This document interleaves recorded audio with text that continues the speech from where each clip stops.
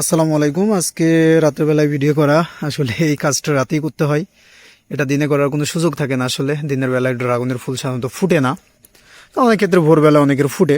এটা নির্ভর করে ফুল কতটুকু ম্যাচিউর হচ্ছে তার উপরে। এই যে দেখতেই পাচ্ছেন, এটা হচ্ছে ড্রাগনের ফুল। এইটাতে আসলে পলিনেশন করার জন্য একদম উপযোগী হয়ে গেছে। এই যে এটা হচ্ছে ফিমেল পার্ট, এইটা হচ্ছে মেল পার্ট, ঠিক আছে। এটা হচ্ছে গর্ভাশয় বলা চলে। আর এই যে এখানে পোলেন দেখতে পাচ্ছেন, অসংখ্য পোলেন আছে। জাস্ট এই পোলেনটা যদি আমরা এখানে ইনসার্ট করতে পারি, এক কথায় এখানে যে অ্যান্থারগুলো আছে এটা যদি আমরা স্টিগমাতে প্লেস করতে পারি, তাহলে আমাদের মোটামুটি পলিনেশন কমপ্লিট হয়ে যাবে।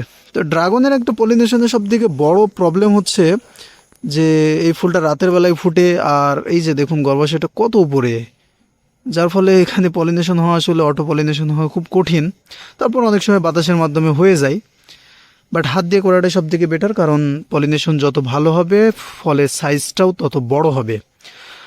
জাস্ট এখান থেকে অ্যান্থারগুলো নিয়ে স্টিগমাতে প্লেস করলে আমাদের মোটামুটি পলিনেশন হয়ে যাবে ইনশাল্লাহ। আর ফুলের সাইজটা দেখুন, ফুল আসলে দেখতেই ভালো লাগতেছে। এই যে কত লম্বা, দুইটাই একই জায়গায় হয়েছে। আরও ফুল আছে যেগুলো ফুটে নাই, আজকে এই দুইটাই ফুটছে, এই দুইটাই আজকে পলিনেশন করে দেবো ইনশাল্লাহ। তো বাকি আপডেট আপনাদেরকে দিয়ে দেবো ইনশাল্লাহ। সবাই ভালো থাকবেন, আসসালামু আলাইকুম।